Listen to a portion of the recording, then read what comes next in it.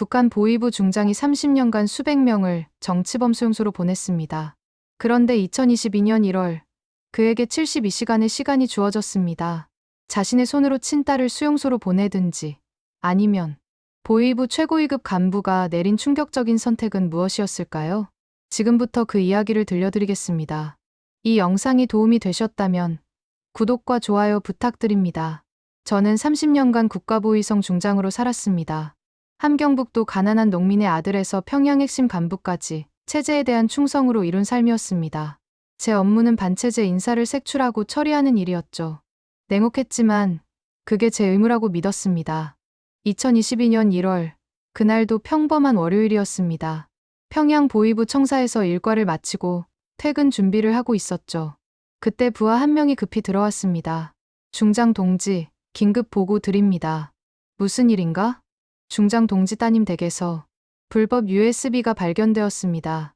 순간 귀를 의심했습니다. 내 딸이 의사로 성실히 살아온 미양이가?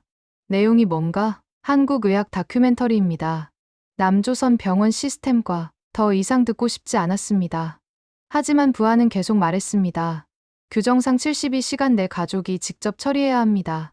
중장 동지께서 내 손으로 딸을 정치범 수용소로 보내라는 것이었습니다. 30년간 수백 명을 그곳으로 보냈지만 설마 내 가족이 그 대상이 될 줄은. 알았네. 내가 처리하겠네. 부하가 나가고 저는 책상에 주저앉았습니다. 손이 떨렸습니다. 그동안 제가 처리했던 사람들의 얼굴이 스쳐 지나갔습니다. 그들도 누군가의 딸이었고 아들이었고 부모였습니다. 집으로 돌아가는 차 안에서 평양거리의 불빛들이 낯설게 느껴졌습니다. 30년간 지켜온 이 체제가 이제 내 가족을 집어삼키려 하고 있었습니다. 문득 10살 손자 철민이가 떠올랐습니다. 할아버지는 나쁜 사람들 잡는 영웅이에요. 아이의 맑은 목소리가 귓가에 맴돌았습니다. 영웅? 아니었습니다. 저는 그저 체제의 칼날이었을 뿐입니다. 그리고 이제 그 칼날이 내 가족을 향하고 있었습니다. 72시간. 사흘 후면 결정해야 했습니다. 딸을 지킬 것인가, 체제를 지킬 것인가. 아파트 앞에 차를 세우고 저는 한참을 그 자리에 앉아 있었습니다. 그날 밤, 저는 생애 처음으로 체제를 배신하는 상상을 했습니다. 집에 들어서자 부인이 저녁상을 차리고 있었습니다. 30년을 함께 산 아내, 순이었습니다. 평생 제 일을 묻지 않고 살아온 사람이었죠. 여보, 왔어요? 밥 먹어요. 여보, 할 말이 있소. 아내는 제 표정을 보더니 젓가락을 내려놓았습니다. 미양이가 불법 USB를 봤다고 하오. 뭐라고요? 72시간 안에 내가 직접 처리해야 하오. 정치범 수용소로. 아내가 주저앉았습니다. 한참을 아무 말도 하지 못하더니 떨리는 목소리로 물었습니다. 여보, 방법이 없나요? 하나 있소. 우리 모두 더 이상 말할 수 없었습니다. 하지만 아내는 알아들었습니다. 미쳤어요? 당신 보위부 중장인데. 우린 평양 특권층이에요. 여보, 우리 딸이 사흘 후면. 아내가 울기 시작했습니다. 하지만 오래지 않아 눈물을 닦고 말했습니다. 당신 정말 할 수 있어요? 내게 권한이 있소. 국경을. 그날 밤 우리는 새벽까지 이야기했습니다. 30년 쌓아온 모든 것을 버리고 떠난다는 것, 쉬운 결정이 아니었습니다. 하지만 선택지는 하나뿐이었습니다. 다음 날 새벽, 딸 부부를 몰래 불러들였습니다. 사위 진혁은 군 장교였고 딸 미양은 떨고 있었습니다. 아버지, 죄송해요. 전 그냥 궁금했어요. 한국 병원은 정말. 미양아, 아빠가 지켜줄게. 아버지, 무슨? 우리 모두 여기를 떠난다. 나한테 방법이 있어. 사위가 경악했습니다. 장인어른, 그게 무슨 말씀이십니까? 진혁이, 자네 미양이 사랑하나? 물론입니다. 그럼 내 말을 따르게. 우리에게 시간이 없어. 딸이 울면서 말했습니다. 아버지, 전 후회 없어요. 그 영상 속 세상이 진짜더라고요. 북한 사람들도 그렇게 치료받을 수 있다면. 그 말에 가슴이 미어졌습니다. 제가 30년간 지켜온 체제는 과연 무엇이었을까? 수백 명을 숙청하면서 저는 무엇을 지킨 것일까? 아버지, 철민이는요? 아이는 내가 맡겠다. 특별 임무라고 할 거야. 장인어른, 정말 가능하십니까? 나는 보위부 중장이네. 국경 경비를 내 명령으로 움직일 수 있어. 하지만 단 한 번의 기회뿐일 거야. 넷이서 손을 맞잡았습니다. 30년 충성했던 체제를 배신하는 순간이었습니다. 아니, 어쩌면 체제가 먼저 우리를 배신한 것인지도 몰랐습니다. 창밖으로 평양의 아침이 밝아오고 있었습니다. 우리에게 남은 시간은 이틀뿐이었습니다. 화요일 아침, 저는 보위부 청사로 출근했습니다. 평소와 다름없는 모습으로, 하지만 머릿속은 탈출 계획으로 가득했습니다. 국경보안 특별 점검을 실시한다. 부하들에게 명령을 내렸습니다. 금요일 새벽, 두만강 국경 지역의 경비 배치를 제가 직접 조정한다는 것이었죠. 보위부 중장의 명령이었기에 아무도 의심하지 않았습니다. 중장 동지, 특별한 이유라도? 최근 밀수범들이 기승을 부리고 있지 않나. 코로나로 국경이 봉쇄됐다고 방심하면 안 되네. 완벽한 명분이었습니다. 실제로 코로나 이후 국경 통제는 더 강화됐지만 역설적으로 그것이 제게는 기회였습니다. 누구도 이 시기에 탈북을 시도할 거라 생각하지 못했으니까요. 그날 밤, 저는 오래전 인맥을 통해 중국 쪽 조선족과 연락을 취했습니다. 1년에 한 번 정도 밀무역 정보를 빼주던 사람이었죠. 암호 같은 짧은 전화 통화였습니다. 오래된 친구가 강을 건너가네. 알겠습니다. 준비하죠. 수화기를 내려놓는 손이 떨렸습니다. 이제 돌이킬 수 없는 강을 건너기 시작한 것입니다. 수요일, 집으로 돌아오니 부인이 짐을 정리하고 있었습니다. 크지 않은 가방 하나, 30년 평양 생활의 흔적을 단 하나의 가방에 담는 중이었습니다. 여보, 이것만 챙겼어요. 가족 사진 한 장하고. 잘했소. 부인의 눈이 붉게 충혈돼 있었습니다. 평생 모은 것들을 버린다는 게 쉬운 일은 아니었을 겁니다. 저 역시 마찬가지였습니다. 목요일 오후, 손자 철민이를 불러 앉혔습니다. 철민아, 할아버지가 금요일에 특별한 임무를 가는데 같이 갈래? 와, 정말요? 할아버지 일 구경할 수 있어요? 그래, 우리 철민이 용감하니까. 근데 비밀이야. 학교 친구들한테 말하면 안 돼. 네, 약속할게요. 아이의 맑은 눈을 보니 가슴이 아팠습니다. 이 아이는 아직 아무것도 모릅니다. 우리가 곧 이 나라를 영영 떠난다는 것을, 다시는 이곳으로 돌아올 수 없다는 것을. 목요일 밤, 마지막 점검을 했습니다. 보위부 공식 차량, 위조된 체포 영장, 국경 경비대 배치 명령서. 모든 것이 완벽했습니다. 새벽 2시에 출발합니다. 국경까지는 4시간, 동이 트기 전에 강을 건너야 했습니다. 여보, 정말 괜찮을까요? 늦었소. 이미 시작했으니 끝까지 가는 수밖에. 부인이 제 손을 꽉 잡았습니다. 30해를 함께 산 손이었습니다. 이 손을 놓지 않는 한 우리는 해낼 수 있을 거라 믿었습니다. 창밖으로 평양의 마지막 밤이 깊어가고 있었습니다. 목요일 저녁, 우리 5 식구는 마지막 저녁상을 함께 했습니다. 평양 아파트 거실, 언제나처럼 차려진 식탁이었지만 모두의 표정은 무거웠습니다. 할머니, 왜 울어요? 철민이가 물었습니다. 부인이 재빨리 눈물을 닦았습니다. 아니야, 할머니 눈에 뭐가 들어가서 그래. 철민아, 밥 많이 먹어. 할아버지, 내일 새벽에 정말 출발하는 거예요? 그래, 우리 철민이가 용감하게 할아버지 따라가야지. 저 할아버지 일 처음 보는 거예요. 친구들한테 자랑할 거예요. 아이만 모르고 있었습니다. 우리가 내일이면 이 나라를, 이 집을, 모든 것을 버린다는 사실을. 딸 미양이가 창밖을 바라보며 말했습니다. 아버지, 제가 그 USB만 안 봤어도. 미양아, 내 잘못이 아니다. 언젠가는 이렇게 됐을 거야. 하지만 내가 본 그 영상 속 세상, 그게 진짜란다. 우리가 가려고 하는 곳이 바로 그런 곳이야.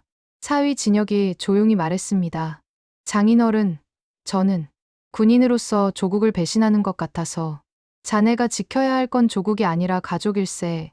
진짜 조국은 사람을 굶기지 않고 아이들에게 미래가 있는 곳 아니겠나. 밤 11시, 철민이를 재운 후 4시서 마지막 이야기를 나눴습니다.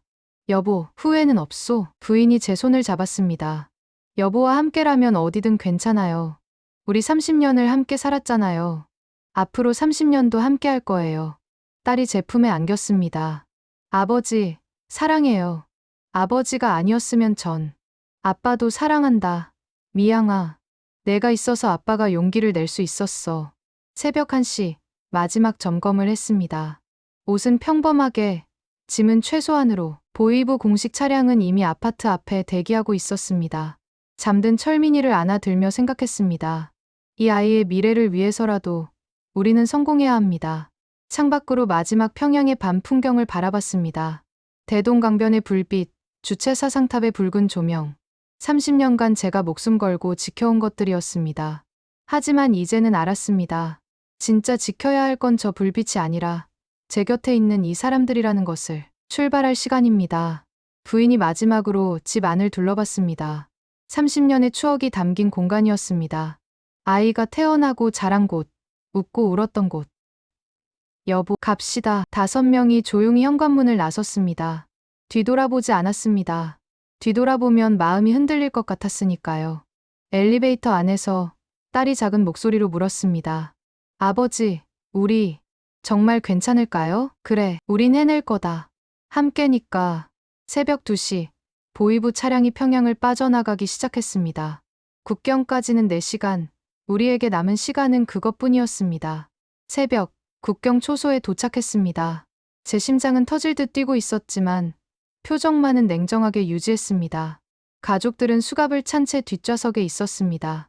철민이가 물었습니다. 할아버지, 왜 엄마 손에? 부인이 재빨리 아이 입을 막았습니다. 경비병이 다가왔습니다. 중장 동지, 이른 시간에 어인 일이십니까? 특별 밀수범 체포 건이네. 중국까지 추적해야 하네. 중장 동지께서 직접 나서시다니. 상당히 중요한 사건이신가 봅니다. 국가 기밀과 관련된 사건이야. 아무에게도 보고하지 말게. 알겠습니다. 통과하십시오. 차량이 천천히 움직였습니다. 국경 철책을 지나 얼어붙은 두만강을 건넜습니다. 북한 땅이 점점 멀어졌습니다. 드디어 중국 쪽 강변에 도착했습니다. 저는 급히 뒷문을 열었습니다. 이제 우린 자유야. 떨리는 손으로 가족들의 수갑을 풀었습니다. 딸이 와락 제품에 안기며 울기 시작했습니다. 사위도, 부인도 눈물을 흘렸습니다. 철민아, 우리는 이제 새로운 곳으로 가는 거란다. 할아버지가 약속할게. 여기서는 배고프지 않아. 무섭지도 않아. 정말요? 그래, 정말이야. 조선족 브로커가 준비한 차량으로 옮겨 탔습니다. 서둘러야 했습니다. 차량이 중국 농촌길을 달렸습니다. 해가 떠오르고 있었습니다. 북한에서 본 해와 똑같은 해였지만 왠지 더 밝게 느껴졌습니다. 부인이 제 손을 잡았습니다. 여보, 우리 해냈어요. 아직 끝이 아니요. 하지만 시작은 했소. 뒤를 돌아보니 북한 땅이 희미했습니다. 이제 돌아갈 수 없는 곳이었습니다. 중국 땅을 밟았지만 자유는 아직 멀었습니다. 브로커가 우리를 데려간 곳은 조선족 농가의 곳간이었습니다. 여기서 1달 정도 숨어 계셔야 합니다. 북에서 곧 추격대가 올 겁니다. 철민이가 놀라 말했습니다. 할아버지, 여기 쌀이 정말 많아요. 조선족 할머니가 밥을 퍼주었습니다. 많이 먹어라. 여기는 배고프지 않아. 사흘째, 북한 보위부 수색대가 나타났습니다. 우리는 쌀 포대 뒤에 숨었습니다. 이 집도 수색하겠습니다. 곳간문이 열렸습니다. 발소리가 가까워졌습니다. 손전등 불빛이 내부를 훑어 심장이 터질 것 같았습니다. 부인이 철민이를 꼭 안고 있었습니다. 그때 철민이가 중국어로 말했습니다. 외할아버지, 배고파요. 조선족 할아버지가 재빨리 받아쳤습니다. 그래, 우리 외손자. 밥 먹으러 가자. 수색대가 잠시 멈칫했지만 곧 밖으로 나갔습니다. 위기를 넘긴 것입니다. 잘했다, 철민아. 우리 손자가 가족을 지켰구나. 아이가 환하게 웃었습니다. 위기를 넘기고 우리는 한국과의 연락을 기다렸습니다. 2주째, 라디오에서 북한 방송이 흘러나왔습니다. 반역자 리철수 일당을 체포하는 자에게 공식적으로 반역자가 된 것입니다. 지하교회를 통해 국정원과 연결되었습니다. 3주째, 드디어 그날이 왔습니다. 중국 어느 도시의 허름한 식당 뒷방에서 한국 국정원 요원을 만났습니다. 중장님, 대한민국이 기다리고 있습니다. 젊은 요원이 악수를 청했습니다. 저는 그 손을 잡으며 울컥했습니다. 가족들은 안전합니까? 모두 함께 모시겠습니다. 제가 원하는 건 단 하나, 우리 가족이 자유롭게 사는 것뿐입니다. 그렇게 하시도록 돕겠습니다. 1달 후, 인천행 비행기에 올랐습니다. 철민이가 신기해하며 말했습니다. 할아버지, 구름 위를 날아가요. 부인이 제 손을 꼭 잡았습니다. 여보, 진짜 한국에 가는 거예요? 그렇소. 이제 정말로. 기장의 안내 방송이 흘러나왔습니다. 잠시 후 인천국제공항에 착륙하겠습니다. 대한민국에 오신 것을 환영합니다. 대한민국. 우리의 새로운 조국이었습니다. 철민이가 잠들어 있었습니다. 평화로운 얼굴이었습니다. 이 아이는 이제 자유로운 나라에서 꿈을 꿀 수 있을 것입니다. 비행기가 천천히 고도를 낮추기 시작했습니다. 창밖으로 인천의 불빛들이 보였습니다. 우리는 드디어 집에 가고 있었습니다. 인천공항에 내리는 순간 다리에 힘이 풀렸습니다. 국정원 직원들이 조용히 우리를 특별 통로로 안내했습니다. 일반 승객들과 섞이지 않게 비밀리에 입국하는 것이었습니다. 중장님, 대한민국에 오신 것을 진심으로 환영합니다. 공항을 나서니 서울의 밤 풍경이 펼쳐졌습니다. 평양과는 비교할 수 없을 만큼 많은 불빛, 자유롭게 오가는 자동차들. 철민이가 눈을 휘둥그레 뜨고 말했습니다. 할아버지, 여기는 밤인데도 이렇게 환해요. 그래, 여기는 전기 걱정 안 해도 된단다. 하나원에서의 석 달은 새로운 세상을 배우는 시간이었습니다. 은행 사용법, 지하철 타는 법, 인터넷 검색하는 법. 62살에 다시 학생이 된 기분이었습니다. 가장 충격적이었던 건 편의점이었습니다. 밤 11시에 배가 고파서 나갔는데 24시간 문을 여는 가게가 있다는 것이 믿기지 않았습니다. 어서 오세요. 점원이 환하게 웃으며 인사했습니다. 선반에는 온갖 음식이 가득했습니다. 평양에서도 특권층이었던 저희조차 이런 풍요는 경험해보지 못했습니다. 가장 힘들었던 것은 말투였습니다. 북한식 억양과 단어 때문에 가끔 사람들이 저를 이상하게 쳐다봤습니다. 하지만 딸 미양은 금방 적응했습니다. 아버지, 여기 병원은 정말 다르더라고요. 제가 USB에서 봤던 그대로예요. 의사 면허를 인정받기 위해 시험을 준비하는 딸을 보며 우리의 선택이 옳았다고 다시 한번 확신했습니다. 손자 철민이는 초등학교에 입학했습니다. 처음엔 친구들이 말투가 다르다고 신기해했지만 곧 적응했습니다. 어느 날 학교에서 돌아온 철민이가 말했습니다. 할아버지, 오늘 선생님이 그러는데요. 북한도 우리나라래요. 나중에 통일하면 한 나라가 된대요. 그래, 맞아. 원래 우리는 한 민족이란다. 그럼 할아버지 고향도 갈 수 있어요? 언젠가는. 할아버지가 살아있을 때 통일이 되면 좋겠구나. 밤이면 가끔 북한 생각이 납니다. 함경북도 제 고향 마을, 어린 시절 뛰놀던 상과들. 그리고 지금도 그곳에서 굶주리며 살아가는 사람들. 보위부 중장 시절, 저는 수백 명을 숙청했습니다. 그들 중 정말 잘못한 사람이 몇이나 될까요? 죄책감은 평생 저를 따라다닐 것입니다. 하지만 이제라도 진실을 알게 된 것, 가족을 지킨 것에 감사합니다. 1년이 지난 지금, 저희는 서울에 작은 집을 얻어 살고 있습니다. 부인은 탈북민 센터에서 자원봉사를 하고 저는 통일 관련 강연을 다닙니다. 어느 날 강연이 끝난 후 한 어르신이 다가오셨습니다. 저도 북에 가족을 두고 왔습니다. 6.25 때 통일이 되면 다시 만날 수 있을까요? 꼭 그렇게 될 겁니다. 우리 세대가 못 보더라도 다음 세대는 볼 수 있을 겁니다. 저녁이면 가족 5이 둘러앉아 밥을 먹습니다. 평범한 일상이지만 이 평범함이 얼마나 소중한지 이제는 압니다. 할아버지, 오늘 학교에서 북한 친구들한테 보낼 편지 썼어요. 철민이가 편지를 보여줬습니다. 북한 친구들아, 우리 빨리 만나자라고 적혀 있었습니다. 부인이 제 손을 잡았습니다. 주름진 손이지만 여전히 따뜻한 손입니다. 여보, 우리 잘 왔죠? 그렇소. 여보, 고생 많았소. 자유는 공짜가 아니었습니다. 목숨을 걸고 얻은 것입니다. 그래서 더 소중합니다. 언젠가 통일이 되는 날, 저는 두만강을 다시 건너 고향에 갈 것입니다. 이번에는 자유인으로,